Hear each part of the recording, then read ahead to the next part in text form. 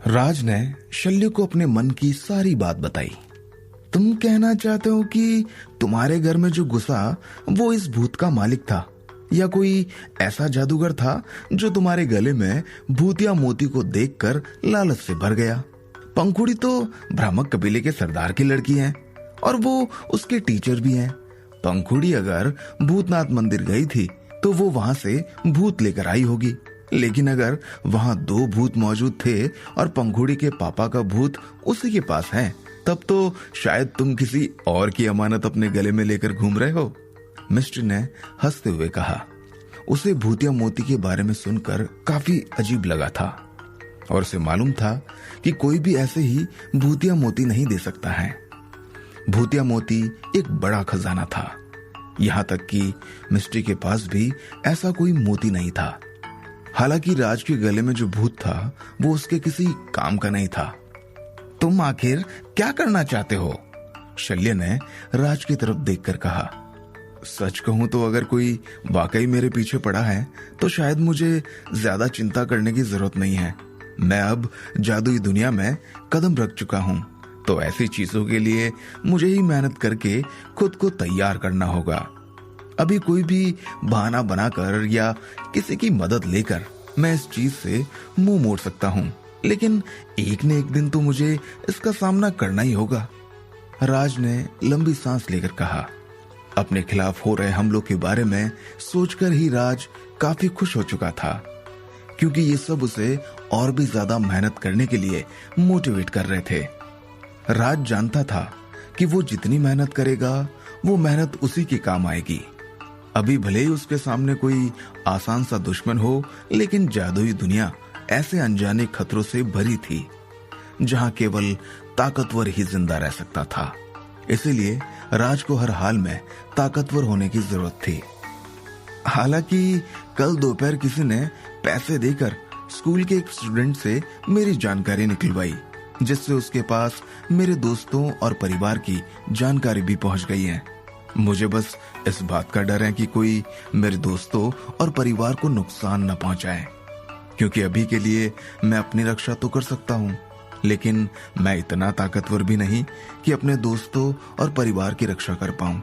इसके अलावा मैं हमेशा उन लोगों के चारों तरफ मौजूद भी नहीं रह सकता, तो मुझे उनकी काफी चिंता हो रही है। अगर उन्हें मेरी वजह से कुछ भी हुआ तो शायद मैं कभी भी अपने आप को माफ नहीं कर पाऊंगा। राज ने थोड़ी देर सोचकर कहा। अभी फिलहाल राज के पास इतनी ताकत नहीं थी कि वो अपने दोस्तों और परिवार की रक्षा कर सके। बस इसीलिए ही लम्बकर्ण ने उसे मना किया था कि तब तक वो किसी को भी ये ना बताएं कि वो जादूगर हैं, जब तक कि उसके पास अपने दोस्तों और परिवार को सुरक्षित रखने की ताकत नहीं आ जाती। हालांकि राज ने अपनी जादूगर वाली बात अभी तक किसी को भी नहीं बताई थी। इसके बाद भी वो परेशानी में पड़ चुका था। अचानक ही उसे काफी अजीब सा महसूस होने लगा। उसने कभी सपने में भी नहीं सोचा था कि जादुई दुनिया में कदम रखते ही ऐसे अनजाने खतरे उसकी प्रतीक्षा कर रहे होंगे, और ये खतरे उसके सिर के साथ साथ उसके परिवार और उसके दोस्तों पर भी मंडराने लगेंगे।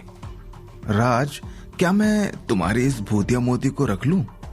फिर अगर वो लोग मुझे ढूंढते हुए आए तो मैं उन्हें मजा चखा दूंगी। कैसा लगा? मिस्ट्री ने हंसते हुए कहा। ऐसी फालतू बकवास मत करो।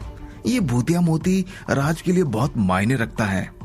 जब वो अपना आधार बनाने में कामयाब हो जाएगा और उसे कॉन्ट्रैक्ट साइन करने के लिए इंग्रेडिएंट्स मिल जाएंगे, तो शायद वो इस भूतिया मोती को भी दांव पर लगा सकता है। शल्य ने मिस्ट्री के माथे पर हाथ से ठोकते हुए कहा। शल्य जानता था कि इस भूतिया मोती की मदद से उम्र गुजर जाने के बाद भी राज काफी जल्दी कबीलों के सबसे होशियार स्टूडेंट के लेवल पर पहुंच सकता था और अपना आधार बना सकता था। इस भूतिया मोती की मदद से राज अपनी जादू सीखने की रफ्तार को 3 से 5 गुना आगे बढ़ा सकता था। शल्य की बात सुनकर राज की आंखों में चमक आ गई। मैं तो बस मजाक कर रही थी। ये भूतिया मोती तो वैसे भी मेरे किसी काम का नहीं है। मिस्टर ने अपना हाथ मलते हुए कहा। तो शायद मुझे इस सब के पीछे किसी का हाथ है, उसे ढूंढ लेना चाहिए। फिर मैं कैसे भी करके उससे छुटकारा पा लूंगा। राज ने सीरियस होकर कहा, अगर तुम्हारे दुश्मन की ताकत तुमसे ज्यादा हुई तो तुम क्या करोगे? ऐसे में तुम उससे पीछा कैसे छुड़ाओगे? शल्य ने पूछा। राज इतना तो जानता ही था कि उसके दुश्मन की ताकत उससे काफी ज्यादा थी। जब मैं अपने दुश्मन के बारे में पता लगा लूंगा तो राज बोलते बोलते ही रुक गया और थोड़ी देर बाद आगे बोला, शल्य मैं आपसे एक चीज पूछना चाहता हूँ। अगर मैं इस मोती को दांव पर लगाऊं तो क्या आप मेरे दुश्मन से मेरा पीछा छुड़ा दोगे? राज ने अपने मोती को पकड़कर कहा। अपने दोस्तों और परिवार की रक्षा के लिए राज भूतिया मोती जैसी कीमती चीज को भी दांव पर लगाने के लिए तैयार था। शल्य जोर जोर से हंसने लगा क्योंकि राज ने भूतिया मोती और परिवार को चुना था। कुछ जादूगरों के लिए राज का ये डिसीजन काफी मजाकिया हो सकता था, लेकिन शल्य ने राज के डिसीजन को ही सही समझा। अब बदकिस्मती से मैं तुम्हारी कोई मदद नहीं कर सकता क्योंकि मैं लड़ाई में इतना माहिर नहीं हूँ। साथ ही साथ तुम्हारा दुश्मन कहीं छुपा हुआ है और छुपे हुए लोगों को ढूंढने में मेरी कोई महारत नहीं है। शल्य ने नाम में सिर हिलाकर कहा। शल्य को भूतिया मोती की कोई जरूरत नहीं थी, इसीलिए उसने साफ तौर पर मना कर दिया था। हालांकि पहाड़ी महारथियों में ऐसे कई सीनियर्स हैं जो तुम्हारी मदद कर सकते हैं। अगर तुम उन्हें ये भूतिया मोती देना चाहते हो तो मुझे लगता है कि कोई भी तुम्हारी मदद करने जरूर आएगा और तुम्हारे छुपे हुए दुश्मन को मजा चखा देगा। इस बात की तो मैं गारंटी ले सकता हूँ। थोड़ी देर बाद शल्य ने मुस्कुरा कर कहा, अगर ऐसी बात है तो मुझे चिंता करने की कोई जरूरत नहीं है।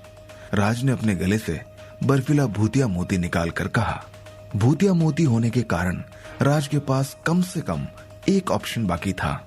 ऐसे में उसके पीछे उसकी मदद करने के लिए लोग खड़े थे और फिर वो किसी भी जंग को जीत सकता था। भले ही तुम्हारे पास कोई और ऑप्शन नहीं बचा है, पर मैं बिल्कुल भी नहीं कहूंगा कि तुम इस भूतिया मोती को खुद से दूर करो, शल्य ने कहा। ऐसा क्यों सीनियर? राज ने पूछा। तुम्हारे लिए ये भूतिया मोती बहुत ही जरूरी है। मैंने तुम्हें अभी तक जादूगरों के आधार बनाने के कुछ जरूरी ज्ञान को नहीं बताया। अगर आसान शब्दों में कहें तो तुम आधार बनाने की सही उम्र को पार कर चुके हो, लेकिन इस भूतिया मोती की मदद से तुम कम से कम आम जादूगरों के लेवल तक पहुंच जाओगे और शायद अपने जादूगरी के रास्ते को पार कर जाओगे। लेकिन इस भूतिया मोती के बिना शायद तुम्हें दूसरे लेवल तक पहुंचने में भी काफी दिक्कत आएगी। इसलिए जादूगरी के रास्ते में सफल होने के लिए तुम्हारे लिए ये भूतिया मोती काफी जरूरी है, शल्य ने जवाब दिया। लेकिन मेरे पास तो फिर कोई और ऑप्शन ही नहीं बचेगा, राज ने कहा। राज एक नॉर्मल सा स्टूडेंट था और उसके पीछे कोई भी बड़ी ताकत नहीं थी। अपने भूतिया मोती को दांव पर लगाने के अलावा राज के पास ऐसी कोई भी बड़ी चीज नहीं थी जिसे वो पहाड़ी महारथियों को दे सके। मुझे नहीं लगता कि जितना तुम सोचते हो तुम्हारा दुश्मन उतना भी ताकतवर होगा। अगर तुम्हारा दुश्मन पहले लेवल पर है तो शायद तुम उससे लड़ सकते हो और ऐसा करके तुम अपनी ताकत को और भी निखार सकते हो। लेकिन इससे पहले कि तुम्हारा दुश्मन तुम्हें ढूंढ पाए, तुम्हें उसे ढूंढ लेना चाहिए।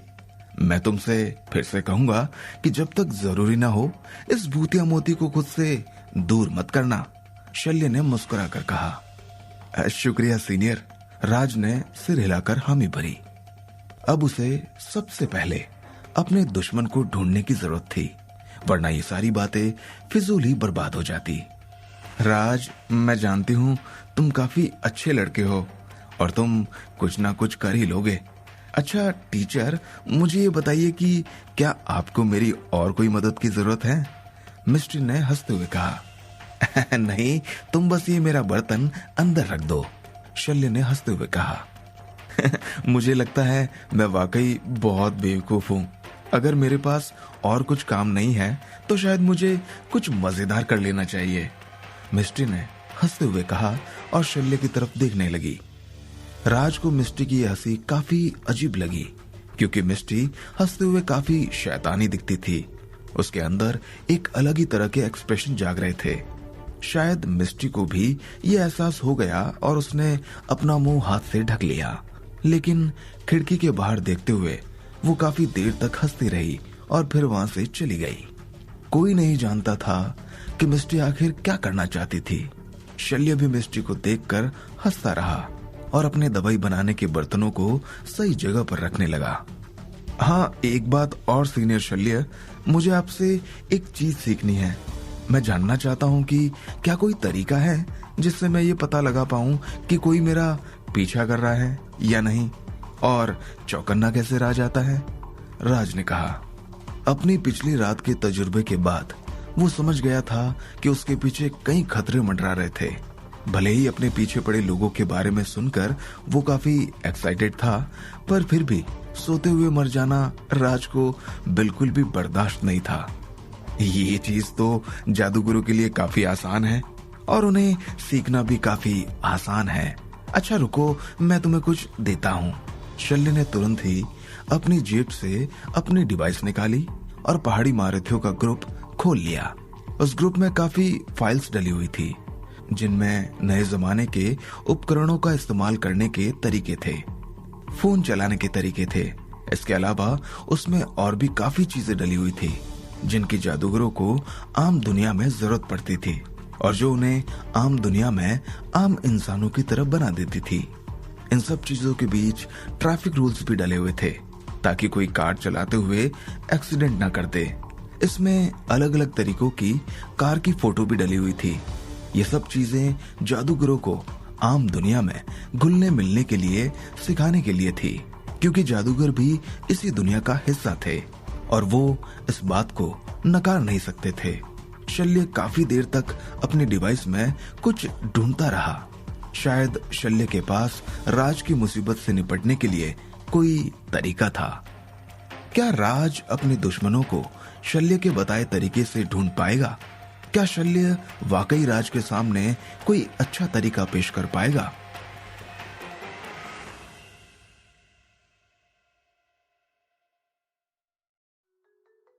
आज पहली बार राज ने पहाड़ी महारथी ग्रुप में स्टोरेज सेक्शन देखा था। इसके पहले तक तो उसे कोई खोज खबर ही नहीं थी कि ग्रुप में इस तरह की चीजें भी सेव की जा सकती हैं। उसने अपनी डिवाइस को बस उतना ही चलाया था जितना लोगों ने उसे चलाने का मौका दिया था। इसके अलावा वो अपनी डिवाइस का इस्तेमाल भी करना नहीं जानता था।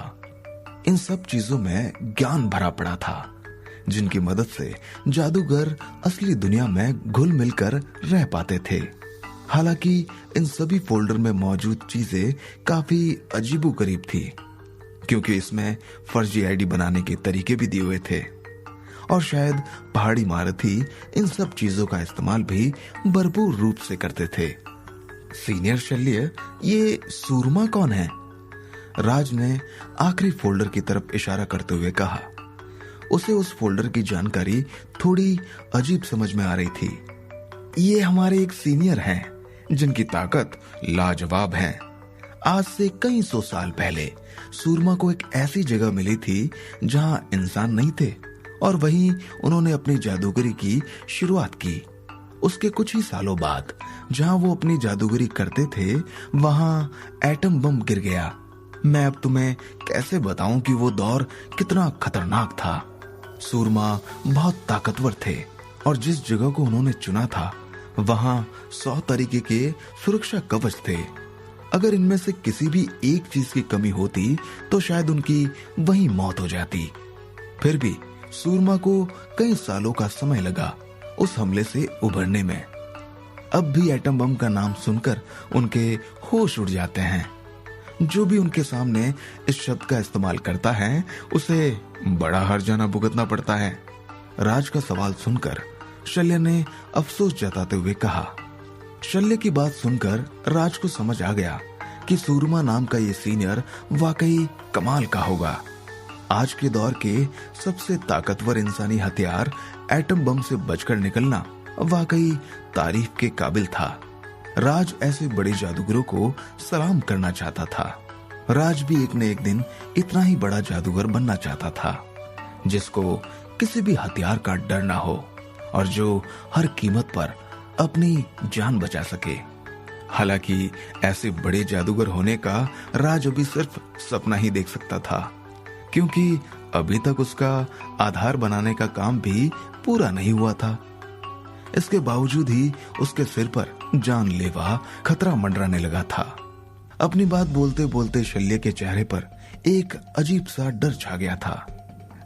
पिछले कई सालों में इंसानों ने बहुत तरक्की कर ली, जबकि हम जादूगर छुपकर जादू करने के कारण पीछे रह गए।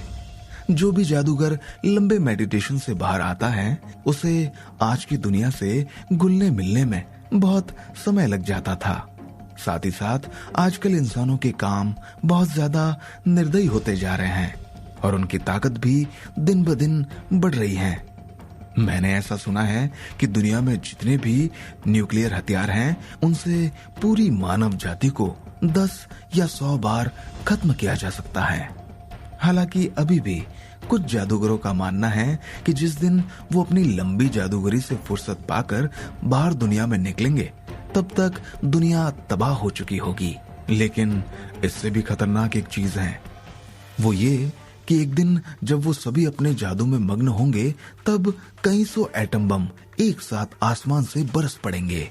तुम्हें नहीं लगता कि अपनी मौत का कारण जाने बिना ही तब उन्हें अपनी जान से हाथ धोना पड़ेगा? शल्य ने उदास होकर कहा। हालांकि राज जानता था कि एक ही जगह पर इतने सारे न्यूक्लियर हथियारों का इस्तेमाल कोई बेवकूफ ही कर सकता था, लेकिन शायद आज तक इतना बेवकूफ इंसान पैदा भी नहीं हुआ था। राज ये सब बातें शल्य को बताना चाहता था, लेकिन तभी उसे एक बात याद आई जो न्यूक्लियर हथियारों को नष्ट करने के बारे में थी। शायद ऐसे में कई न्यूक्लियर हथियारों से एक ही जगह पर हमला करने की बात सच हो सकती थी। राज को इस मामले में बस एक तरीका मालूम था, लेकिन इस समय राज को तो ये भी समझ नहीं आ रहा था कि उसके चेहरे के एक्सप्रेशन कैसे होने चाहिए। राज को लगता था कि अपने साथी पहाड़ी महारथियों से मिलने के बाद उसके मन में जादूगरों की एक बड़ी इमेज बदलने लगी थी। ऐसे में उन जादूगरों के बारे में तो सोच भी नहीं सकता था जिनका उससे सामना भी नहीं हुआ। इसीलिए राज को अपनी सोच के हिसाब से कुछ भी कहना ठीक नहीं लग रहा था। उसे अपनी दुनिया की चीजें तो काफी हद तक पता थी, लेकिन जादुई दुनिया के पन्ने अभी पूरी तरह से उसके सामने खुले भी नहीं थे। मिल गया, मुझे मिल गया। ठीक तभी काफी देर तक तलाशने के बाद शल्य को फाइल मिल गई जिसे वो ढूंढ रहा था। इस फाइल का नाम दिमागी शक्ति का इस्तेमाल था, जिसे जन्मेजय ने बनाया था। इस फाइल में तुम्हें वो सब जानकारी मिल जाएगी जो तुम्हें चाहिए थी। इसकी मदद से तुम दिमाग की ताकत, लगातार अपना पीछा करने वाले या चोरी छुपे करने वाले का पता लगा सकते हो। अपनी दिमागी ताकत बढ़ाने से तुम्हें आधार बनाने में भी मदद मिलेगी। ये काफी आसान है, तुम इसे पढ़कर आसानी से इसे समझ जाओगे और थोड़ी मेहनत करने पर तुम इसे सीख भी जाओगे। ये फाइल जन्मेजय ने बनाई थी और इसकी तुम्हें कोई कीमत नहीं देनी होगी, शल्य ने समझाते हुए कहा। पहाड़ी महारथियों में सभी एक से बढ़कर एक दिग्गज थे, इसीलिए उनकी नजरों में दिमागी शक्ति का इस्तेमाल इतनी खास जानकारी नहीं थी। ठीक इसी तरह शल्य ने थकान मिटाने वाली दवाई की जानकारी सबके साथ बांट दी थी। हालांकि जो भी इसका इस्तेमाल करने वाले थे, उन सभी को शल्य का एहसानमंद होना पड़ता था, बल्कि जो इसका इस्तेमाल नहीं करने वाले थे वो ऐसे ही इसे पढ़ सकते थे। अगर तुम्हें किसी भी चीज में दिक्कत महसूस हो तो बेझिझक मेरे पास आ जाना। मैं दिन के समय ही अपना काम निपटा लूंगा, तो मेरे पास दोपहर का समय खाली रहने वाला है। उस समय शायद मुझे तुम्हारी जरूरत पड़ सकती है। मैं एक बार फिर से थकान मिटाने वाली दवाई बनाने का सोच रहा हूँ, शल्य ने आगे कहा। शुक्रिया सीनियर, मुझे ये जन्मेजय का नाम सुना सुना सा लग रहा है, राज ने कहा। राज को ऐसा याद आ रहा था कि ये पहाड़ी महारथी में से ही कोई जादूगर का नाम था जो काफी कम मैसेज करता था, लेकिन फिर भी राज को जन्मेजय को याद करने में दिक्कत हो रही थी। तुम्हें सिर्फ जन्मेजय याद करने की जरूरत नहीं पड़ेगी। जिस दिन भी तुम्हें उनका नाम याद होगा तब तक तुम उन्हें महान जन्मेजय कहने लगोगे। शल्य ने हंसते हुए कहा, क्या ये भी जादूगरों का कोई लेवल है? राज ने सवाल किया। राज को अब तक इतना तो मालूम हो ही चुका था कि कुछ जादूगरों के नाम के आगे जुड़ने वाले शब्द उनके लेवल के कारण ही जुड़ते थे। जैसे ग्रुप में बाबा बैरागी था जो ग्रुप का एडमिन था, स्मृति भ्रामक थी जो भ्रामक कबीले से थी। ये वो लेवल है जहां मैं भी पहुंचना चाहता हूं, लेकिन मुझे नहीं लगता कि मैं कभी यहां तक पहुंच पाऊंगा या नहीं। सभी के सामने अपनी ताकत का नमूना पेश करने वाला 8वें लेवल का जादूगर ही महान कहला सकता है। 7वें या 6वें लेवल के सभी जादूगर इस लेवल तक आने की कोशिश करते हैं। हालांकि ये लेवल अभी तुमसे बहुत दूर है, तो इसके बारे में ज्यादा मत सोचो, शल्य ने हंसते हुए कहा। राज ने हामी भरकर सिर हिलाया और समय देखा। अब सुबह के 6:37 हो गए थे और अब उसे सुबह की क्लास के लिए निकलना था। सीनियर, एक बात और, क्या मुझे अपने हुनर को असली लड़ाई के जरिए निखारने में ज्यादा मदद मिल सकती है? कल किसी से लड़ने के बाद भले ही मैंने बस 2 ही मूव्स इस्तेमाल किए, लेकिन मुझे ऐसा लगा जैसे शुरुआती बुद्ध फिस्ट टेक्निक को लेकर मेरी समझ काफी अच्छी हो गई है। स्कूल की तरफ जाने के पहले राज ने अपना आखिरी सवाल किया। असली लड़ाई से वाकई तुम्हारी फीस टेक्निक के ज्ञान को बढ़ाने में मदद मिल सकती है। ये बिल्कुल वैसा ही है कि कोई बहुत ज्यादा किताबें पढ़ने के बाद किसी काम को करने के बारे में थ्योरी तो पूरी जानता है, लेकिन प्रैक्टिकल के तौर पर वो फिसड्डी निकल जाता है। ठीक ऐसे ही अपनी टेक्निक को असल में इस्तेमाल करके देखने से तुम्हारी थ्योरी के साथ साथ प्रैक्टिकल भी अच्छा हो जाएगा। इसीलिए तुम आगे भी इस तरह की लड़ाइयों में शामिल हो सकते हो, शल्य ने अपनी रजामंदी देते हुए कहा। शुक्रिया सीनियर, अब शायद मुझे चलना चाहिए, राज ने हाथ हिलाकर कहा। जैसे ही राज दरवाजे तक पहुंचा, उसे तुरंत ही एक और सवाल याद आ गया और वो पीछे मुड़ गया। सीनियर, इस बार पक्का एक आखिरी सवाल है। आपके जहर से जख्मी होने के बाद कोई नॉर्मल दवाई की दुकान से दवाई खरीदकर कुछ कर सकता है क्या? राज ने थोड़ा शर्मिंदा होकर कहा। क्या तुम इससे उस कातिल के पीछे जाना चाहते हो? अब तक तो वो कातिल मर भी चुका होगा, इसीलिए तुम्हारे कुछ भी करने से कुछ हासिल नहीं होगा, शल्य ने कहा। वैसे मुझे लगता है कि उस कातिल के कुछ साथी भी होंगे। अगर मैं उसका साथी होता तो अभी मैं अपने शरीर से उस जहर का असर खत्म करने के बारे में सोच रहा होता। अगर मैं उसके साथियों को ढूंढ पाया तो शायद मैं उनके बॉस तक भी पहुंच पाऊंगा। इसके अलावा ये भी हो सकता है कि ये साथी ही असली बॉस हो, राज ने दिमाग लगाकर कहा। किसी बात को इतनी गहराई से सोचना और उसकी जड़ तक पहुंचना बहुत अच्छा तरीका है। मैं काफी खुश हुआ, ऐसे ही लगे रहो, शल्य ने मुस्कुराते हुए कहा। इसके बाद उसने एक पेन और पेपर उठाया और कुछ दवाइयों के नाम लिख दिए। उस जहर के असर के बाद अगर कोई जादूगर है और उसे दवाइयों की सही पहचान है तो वो कम से कम इन 4 इंग्रेडिएंट को तो जरूर ढूंढेगा। लेकिन ये बात भी बिल्कुल सही है कि ये चारों किसी काम के नहीं हैं, शल्य ने कहा। शल्य ने बड़ी मेहनत से उस जहर को बनाया था और उसका तोड़ निकालना इतना आसान काम नहीं था। कोई भी इस जहर को काटने के लिए जिन भी चीजों के बारे में सोच सकता था वो सब बेकार ही साबित होती। लिस्ट में लिखे 2 इंग्रेडिएंट तो जहर की ताकत और बढ़ा सकते थे, लेकिन एक बात और भी है कि ये चारों इंग्रेडिएंट ज्यादा जगहों पर मिलते भी नहीं हैं। पूरे शहर में काफी कम दुकानों पर ही इन इंग्रेडिएंट को ढूंढा जा सकता है। इससे इन्हें खरीदने वालों को ढूंढना तुम्हारे लिए और भी आसान हो सकता है। अगर सामने वाला इन इंग्रेडिएंट को ढूंढ रहा है तो वो कोई ना कोई सुराग जरूर छोड़ेगा, शल्य ने आगे कहा। शुक्रिया सीनियर, राज ने कागज लेकर कहा। अभी तक जब राज को यह भी नहीं मालूम था कि उसे कहां से शुरू करना चाहिए, तब उसके पास एक सुराग आ गया था।